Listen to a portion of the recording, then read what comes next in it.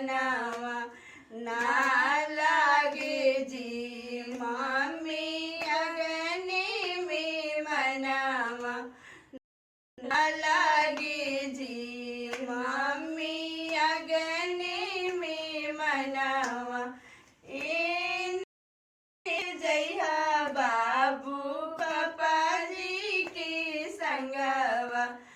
इने से जइहा बाबू पापा जी के संगवा ओने से अइहा बाबू दुल्हन के संगवा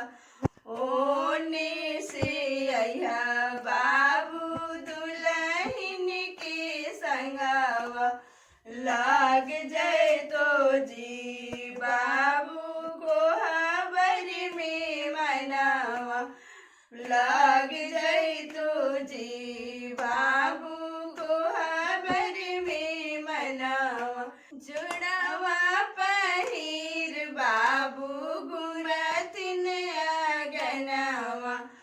जुड़वा पहिर बाबू गुमथिन अगनवा ना लागे जी दीदी अगने में मनवा ना लागे दीदी अगने में मनवा इने से जइहा बाबू जीजा जी के संगवा इने से जइहा बाबू जीजा जी के संगवा ओने से अइहा बाबू दुल्हन के संगवा ओने से अइहा बाबू दुल्हन के संगवा लग जाए तो जी बाबू को हबर में मनवा लग जाए तो जी बाबू को हबर में मनवा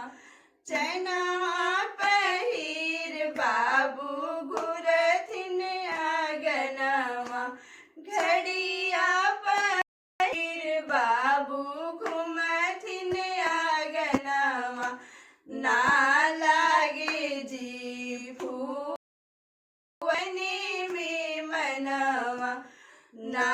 लागे जी फुआ अगने में मनवा इने से जइहा बाबू फूफा जी के संगवा इने से जइहा बाबू मामा जी के संगवा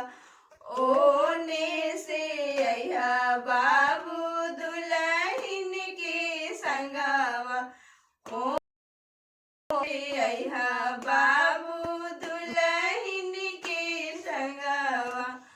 लग जाए तो जी बाबू को हबर में मनवा लग जाए तो जी बाबू को हबर में मनवा लग जाए तो जी बाबू को हबर में मनवा।